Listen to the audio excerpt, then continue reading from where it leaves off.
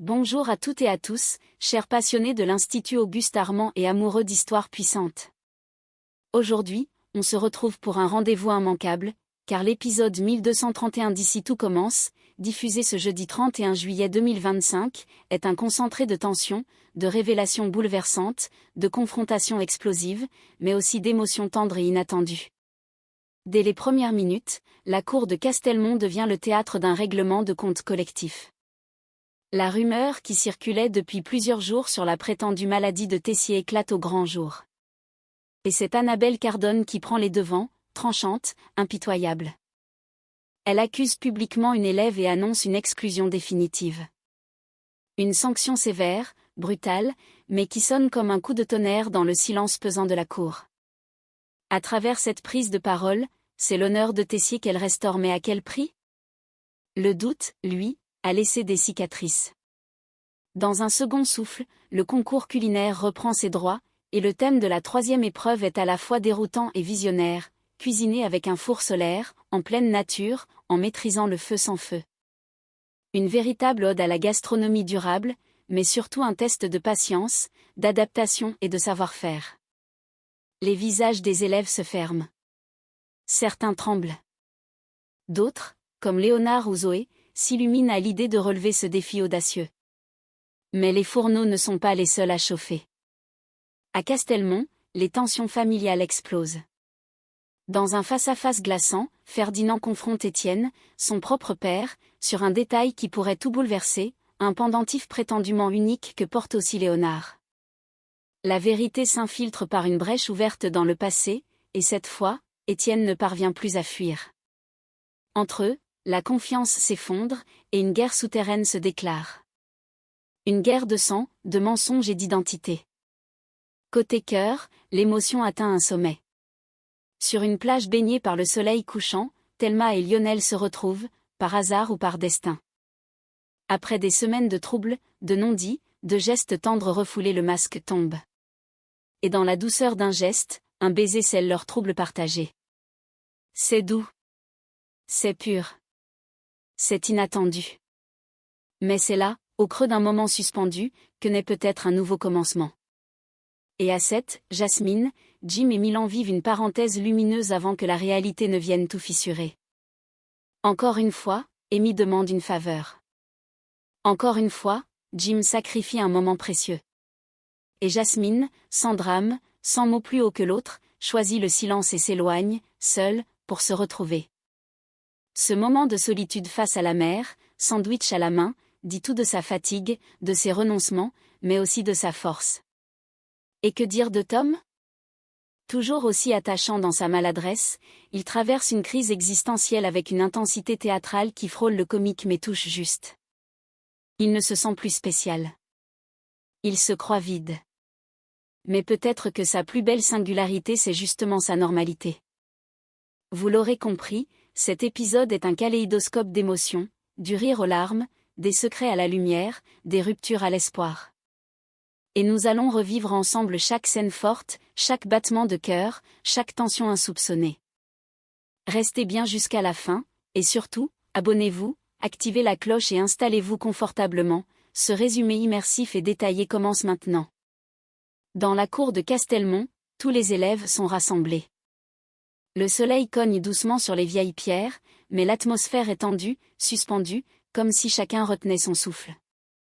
Depuis quelques jours, une rumeur empoisonne les couloirs, Tessier serait malade, atteint de sclérose en plaques. Les visages se sont crispés, les conversations se sont faites à voix basse jusqu'à aujourd'hui. Annabelle Cardone s'avance d'un pas sûr. Impériale. Autoritaire.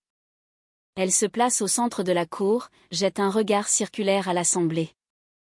Puis, sans détour, elle prend la parole d'une voix ferme, claire, sans appel. Une de mes élèves a diffusé une fausse rumeur concernant l'état de santé de Monsieur Tessier. Je veux être très claire, ces accusations sont mensongères. C'est une tentative de déstabilisation, indigne d'un concours de ce niveau. Un murmure traverse les rangs. Les regards se croisent, gênés. Mais personne ne moufte. La vérité est dite. Cardone continue, implacable. Cet élève a été exclu. Définitivement. J'espère que cela mettra un point final au commérage. Un silence s'installe, solennel.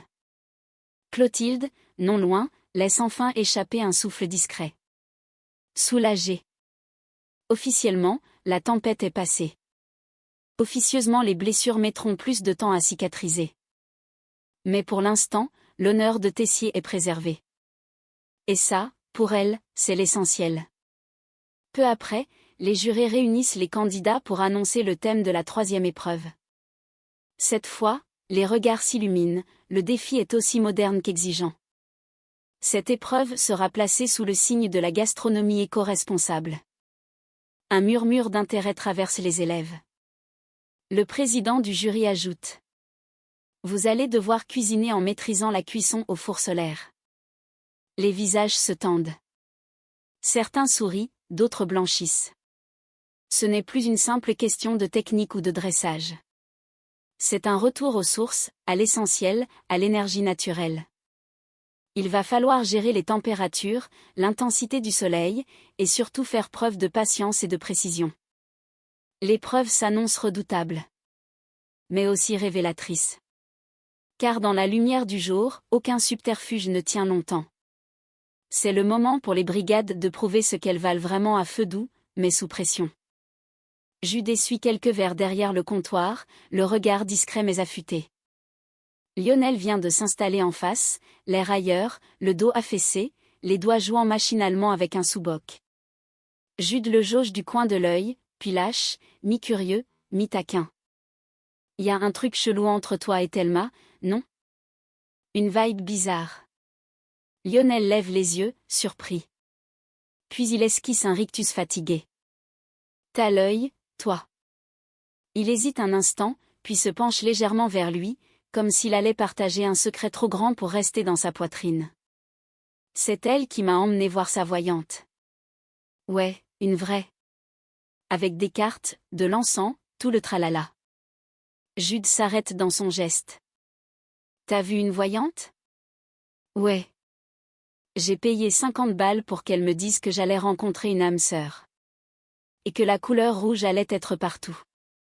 Il marque une pause, puis ajoute avec un sourire désabusé. Sauf que moi, j'ai juste le cœur en miettes à cause d'Amy et une malédiction collée au centilitre. Jude le regarde, les bras croisés, un sourcil levé. Ouais, bah moi je dis que t'es pas maudit. T'es juste en train de kiffer Thelma. Lionel éclate de rire, mais un peu trop fort, un peu trop vite. Quoi? Mais n'importe quoi. C'est juste on s'entend bien. MMH. Vous vous êtes retrouvés enfermés dans une chambre froide. Elle t'a calmé pendant ta crise. Elle s'est renversée de la sauce tomate dessus pour toi. Et maintenant, t'écoutes ses conseils de voyante? Il le fixe, sans sourire. Frérot, ouvre les yeux. Lionel ne répond pas tout de suite. Il baisse le regard. Le silence qui suit est plus éloquent que 1000 mots.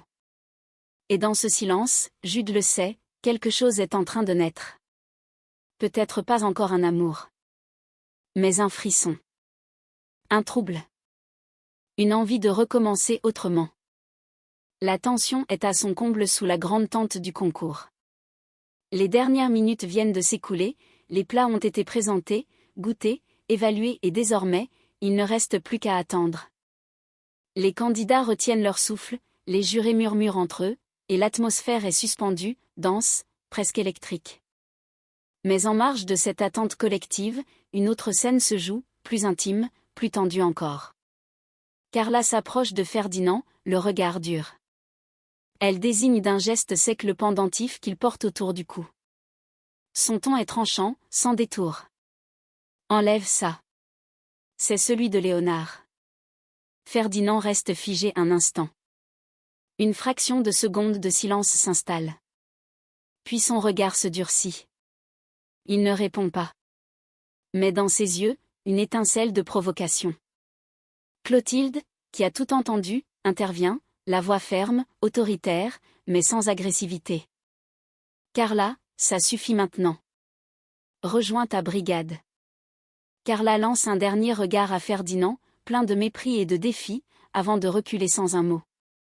La blessure est vive, mais le moment n'est pas à l'affrontement. Le silence revient. Et enfin, le président du jury prend la parole. Les notes tombent une à une, sèches, irréversibles. Castelmont, 17 sur 20. Une vague de soulagement traverse les élèves. Quelques cris, des sourires étouffés. Institut Auguste Armand, 16 sur 20. Une légère crispation. Pas de honte, mais un goût d'inachevé. Ils ont frôlé la première place. École de Lille, dirigée par Annabelle Cardone, 14 sur 20. Le coup près. Cardone est éliminée. Un souffle court traverse les rangs. Elle reste droite, digne, mais ses mâchoires sont serrées. On sent chez elle le choc intérieur, la fierté blessée, l'humiliation contenue. Elle ne dit rien. Mais Tessier s'approche. Il la regarde, sans ironie, sans rancune. Juste avec cette franchise brutale qui le caractérise. Vous vous êtes bien battu. Elle le fixe, étonnée par ce ton. Pas moqueur. Pas condescendant. Presque respectueux. Elle ne répond pas. Mais dans ce court échange, il y a tout, la fin d'un duel, la reconnaissance de l'adversaire, et peut-être la promesse silencieuse qu'ils se recroiseront un jour, ailleurs, autrement. Le rideau tombe sur cette manche. Et les cartes sont désormais redistribuées. Dans les couloirs encore tièdes de Castelmont, alors que le tumulte du championnat commence à retomber, Ismaël croise Léonard dans un recoin paisible, près des cuisines. Le regard de Léonard est un peu hésitant, un peu chargé encore des tensions passées, mais il n'y a plus d'arrogance dans sa posture, seulement un vrai désir d'apaiser. Ismaël s'approche, l'air détendu, un petit sourire en coin. Léonard s'éclaircit la voix. Je voulais te dire, pour tout ce bazar, les soupçons, l'enveloppe, j'ai été con. Je t'ai jugé trop vite. Un silence. Ismaël le regarde un instant, puis secoue doucement la tête, comme s'il balayait tout ça d'un revers de main. Et avec cette douceur tranquille qui le caractérise, il répond simplement. Tu sais, Léonard, il y a un truc qu'il faut savoir sur moi. Il s'arrête, puis ajoute avec un sourire apaisé. Je ne suis jamais fâché. Léonard reste un peu interdit. Et dans ce silence-là, tout est dit, le pardon est accordé, sans condition. Pas besoin d'excuses longues, ni de justification. Juste une main tendue et une fierté mise de côté.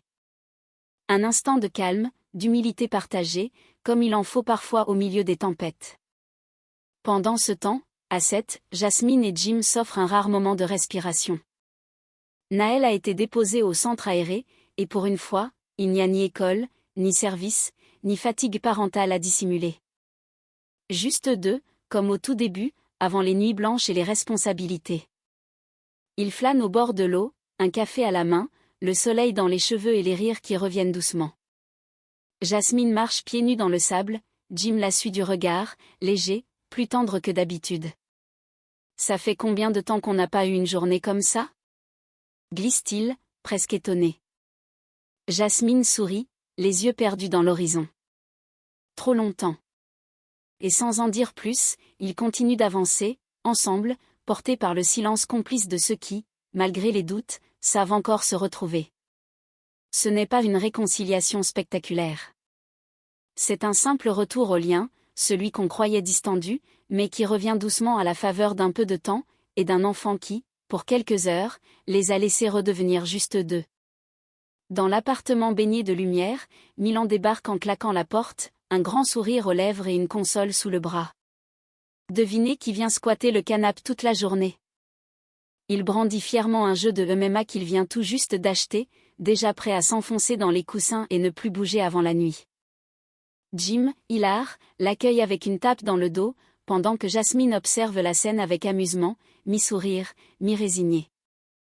Génial, donc on va passer la journée à entendre des types se foutre des coups de coude en hurlant ?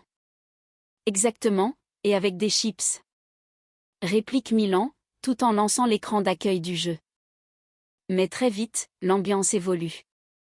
La télé tourne en fond, les blagues fusent, et une idée jaillit presque par hasard, et si, au lieu de végéter, ils allaient faire un pique-nique sur la plage ? L'idée les emballe. Ils sortent déjà les serviettes, parlent sandwich, musique, coucher de soleil. Jasmine, elle, commence à retrouver un petit éclat dans le regard. Elle sourit, plus spontanément. Juste avant que son téléphone ne vibre. Jim regarde son propre écran. Il blêmit légèrement. Un message d'Amy. Elle lui demande s'il peut la remplacer de toute urgence pour un service imprévu. Il hésite. Puis soupire. Il lève les yeux vers Jasmine, presque désolé. J'ai pas le choix. Elle est coincée, et y a personne d'autre. Le silence s'installe une seconde. Milan grimace. Jasmine, elle, reste figée. C'est le retour du réel. Du déséquilibre. Du « toujours Amy d'abord ». Elle ne dit rien. Pas de reproche. Pas de scène. Juste un petit « ok », à peine audible. Puis, calmement, elle attrape son sac. Je vais y aller quand même. Toute seule. J'ai besoin de prendre l'air. Jim tente un geste, mais elle est déjà sur le pas de la porte. Elle lui adresse un sourire presque serein mais un peu trop calme pour être vrai. Derrière cette façade apaisée, il y a une fatigue. Celle d'être toujours reléguée au second plan. Sur la plage, Jasmine s'installe face à la mer, les pieds dans le sable, seule. Elle regarde l'horizon, son sandwich à moitié mangé, les yeux perdus dans les vagues. Et même si elle est seule, elle se sent étrangement plus alignée qu'elle ne l'a été depuis des jours. Parce qu'à défaut d'être la priorité de quelqu'un, elle choisit, pour une fois, de se choisir elle-même. Sur le perron de Castelmont, la lumière du matin caresse les pierres anciennes, encore tièdes des tensions de la veille. Annabelle Cardone, valise en main, s'apprête à quitter le château. Sa silhouette est droite, fière, mais ses traits trahissent une fatigue, une lassitude mêlée d'amertume. Derrière elle, Tessier apparaît. Pas pressé, pas provocateur. Il s'arrête à quelques pas d'elle, les mains dans les poches, son regard plus doux que d'ordinaire. Je voulais te dire je suis désolé. Je t'ai accusé à tort. Cardone le fixe, surprise. De lui, elle n'attendait ni excuse ni geste d'apaisement. Pourtant, Tessier continue, sincère, presque réconfortant. Ton discours devant les élèves c'était classe. Elle reste silencieuse, touchée malgré elle. Puis Tessier baisse légèrement la voix, et ajoute, sans ironie. Je sais ce que c'est quand un enfant se détourne de toi. Il ne précise pas, mais le poids de la phrase dit tout. Ethan pour elle. Constance, Théo, ou même Axel pour lui les blessures sont différentes, mais la solitude, elle, est universelle. Un instant suspendu passe entre eux. Deux figures ennemies, rivales depuis toujours, mais unies un bref instant par une faille humaine, presque intime. Annabelle hoche la tête, émue mais digne. Puis elle ajuste la sangle de sa valise, s'avance vers les grilles. Avant de franchir la sortie, elle se retourne, un éclat de défi dans les yeux. La prochaine fois, Emmanuel je serai sans pitié. Tessier esquisse un sourire en coin, ce sourire de guerrier qui ne demande rien d'autre que l'affrontement. J'ai hâte. Et dans ce duel silencieux, quelque chose de nouveau est né, un respect, forgé dans le feu de la compétition et le poids des failles personnelles. La bataille est terminée, mais la guerre, elle, ne fait que commencer. Le sable est tiède sous leurs pieds nus, et la mer, paisible, étire ses reflets dorés à l'horizon. Thelma descend lentement la dune, un sac en bandoulière, le visage encore habité d'un besoin de solitude. Elle pensait trouver la plage vide à 7 heures, respirer un peu loin du tumulte de l'institut. Mais à quelques mètres de là, elle aperçoit une silhouette familière, assise sur sa serviette, les bras posés sur les genoux. Lionel. Lui aussi s'est échappé. Il lève la tête au bruit de ses pas, un peu surpris, puis lui sourit. On dirait que la plage veut nous réunir encore. Thelma sourit à son tour, un peu gênée, un peu amusée. Elle s'approche, s'installe à ses côtés sans réfléchir. Pas besoin d'excuses, pas besoin d'accord. Leur présence l'un près de l'autre s'impose avec une fluidité naturelle. Le silence s'installe, doux. Puis Lionel, un brin moqueur, glisse. Tu crois que c'est ça, la fameuse rivière rouge de la voyante? Une plage au coucher du soleil et un coup de soleil qui arrive si on ne fait rien? Elle éclate de rire. Je crois surtout qu'on a grave surinterprété ses prédictions. Ou alors, on a juste cherché des signes pour éviter de voir ce qui était là. Leurs regards se croisent. Plus de fuite. Juste une évidence discrète. Ils parlent encore un peu, de tout, de rien, comme pour retarder ce qu'ils savent déjà. Puis Thelma lui tend son tube de crème solaire. Tu peux? Il prend le flacon, s'installe derrière elle, applique doucement la crème sur son dos. Ses gestes sont lents, attentifs. Presque tendres. Puis elle se retourne, en silence, et prend le flacon à son tour. Elle s'approche, le regarde droit dans les yeux. Plus un mot. Juste cette tension douce et délicate qui flotte entre eux depuis des jours. Et dans un mouvement naturel, inévitable, ils s'embrassent. Sur cette plage baignée de lumière déclinante, au son des vagues qui lèchent le rivage, plus rien n'existe que ce moment suspendu. Ni la voyante, ni les doutes, ni le passé.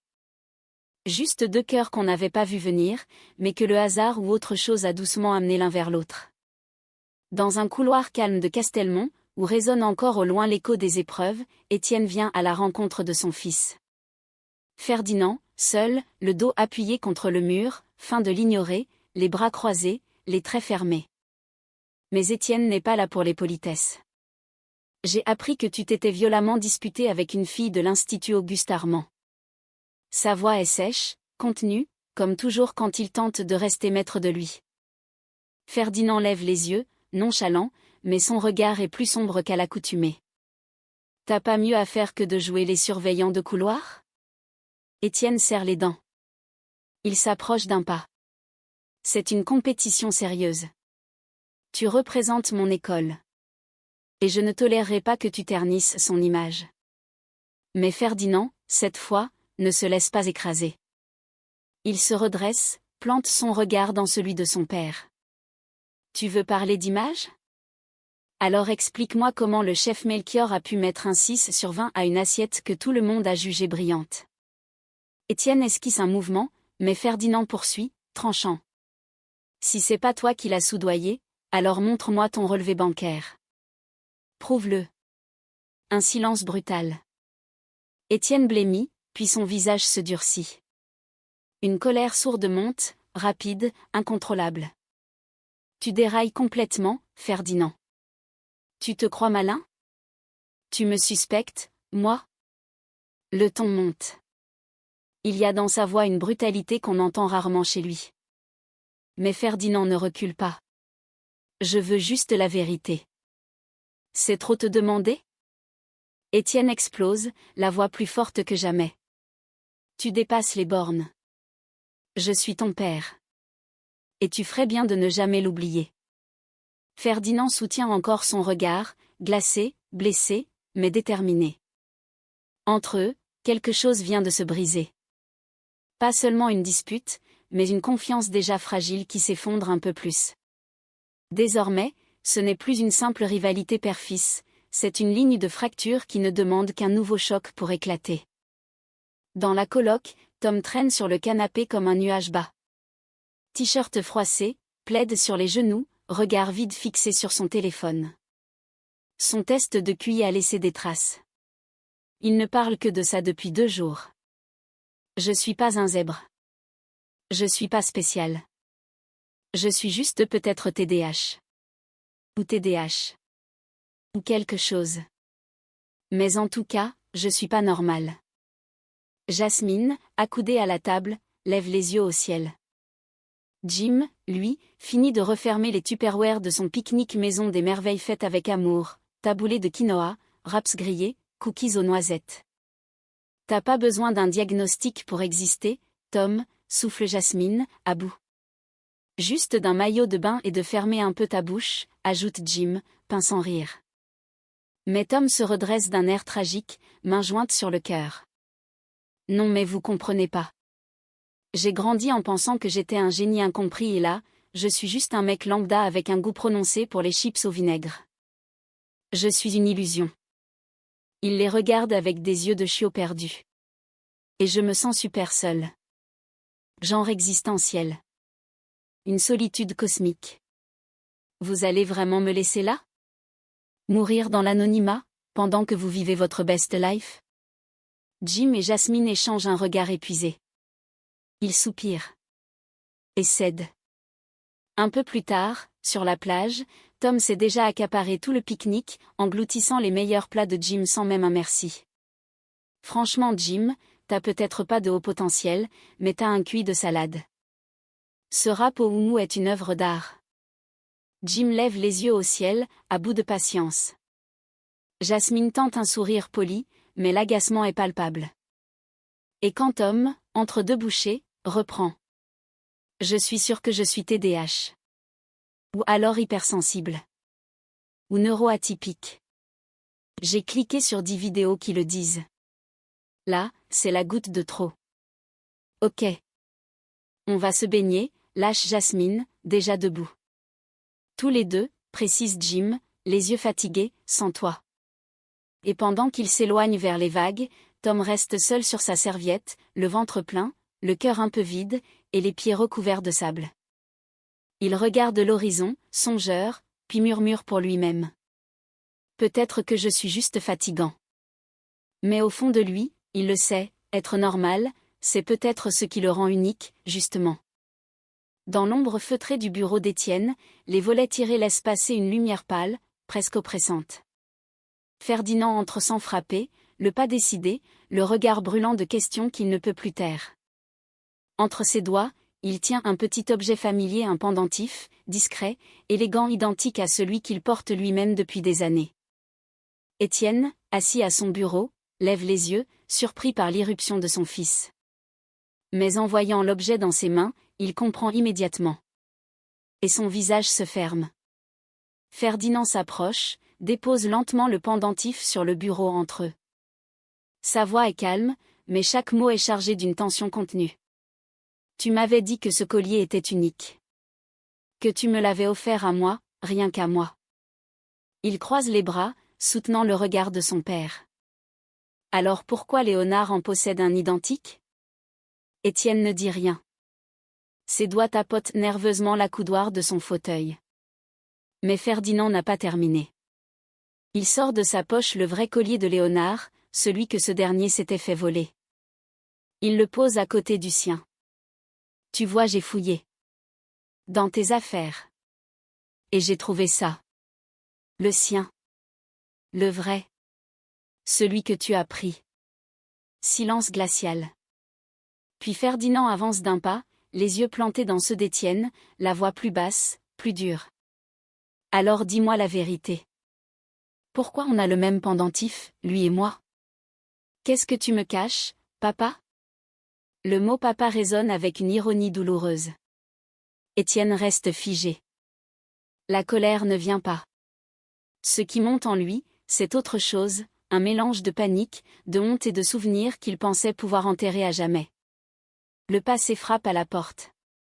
Et Ferdinand, cette fois, ne partira pas sans réponse. Et voilà, chers amis, cet épisode 1231 d'Ici tout commence touche à sa fin, mais ses répercussions, elles, ne font que débuter. Que retenir de cette journée si dense, si vibrante, si intensément humaine? D'abord, la chute d'Annabelle Cardone, éliminée du concours dans un silence digne et glaçant. Mais c'est dans cette défaite que naît un respect inattendu entre elle et Tessier. Deux titans rivaux qui, un instant, ont reconnu en l'autre un écho à leur propre solitude, à leurs blessures. Cette poignée de mots échangés, sans moquerie ni venin, a tout changé. Ce n'est plus la guerre d'orgueil. C'est la guerre des cicatrices cachées. Ensuite, le baiser entre Thelma et Lionel, si doux, si naturel, qu'on a l'impression de respirer après des semaines de tension. Leur relation, autrefois teintée d'ambiguïté et de fuite, bascule vers quelque chose de vrai, de simple, de lumineux. Peut-être que le destin n'est pas dans les cartes, mais dans les gestes spontanés. Et que dire du duel père-fils entre Étienne et Ferdinand? Plus qu'un conflit, c'est une implosion silencieuse d'années de non-dits, de frustration, de secrets. Le collier n'est pas qu'un bijou. C'est un symbole. Un rappel qu'il existe un lien invisible entre deux jeunes hommes et qu'un mensonge pourrait bien dissimuler une vérité de sang. À 7, Jasmine redevient centrale, en choisissant le silence comme réponse à l'abandon. Ce moment sur la plage, seule face à l'horizon, n'est pas un naufrage, c'est une renaissance intérieure, loin des regards, loin de Jim, loin des compromis. Elle choisit de se choisir. Et ça, c'est un acte fort. Enfin, Tom, dans toute sa fragilité comique, nous rappelle une chose, il n'y a pas besoin d'être extraordinaire pour être digne d'amour et de tendresse. Il est épuisant, oui. Mais il est vrai. Et dans un monde qui valorise l'exception, peut-être que sa banalité est son plus grand super-pouvoir. Dites-moi en commentaire ce qui vous a le plus marqué dans cet épisode. Était-ce l'exclusion choc? Le duel familial? Le baiser au coucher du soleil? Le départ d'Annabelle? Ou cette belle solitude de Jasmine, si pleine de sens? Pensez à liker cette vidéo, à vous abonner à la chaîne si ce n'est pas encore fait, et à partager autour de vous si vous avez été ému par cet épisode autant que moi. Et surtout, gardez à l'esprit, à Castelmont comme à l'Institut Auguste-Armand, tout peut basculer en un regard, un mot, un silence. Alors restons ensemble, et à très vite pour de nouvelles secousses émotionnelles. Merci d'avoir regardé, prenez soin de vous et surtout, que la passion continue de mijoter en vous.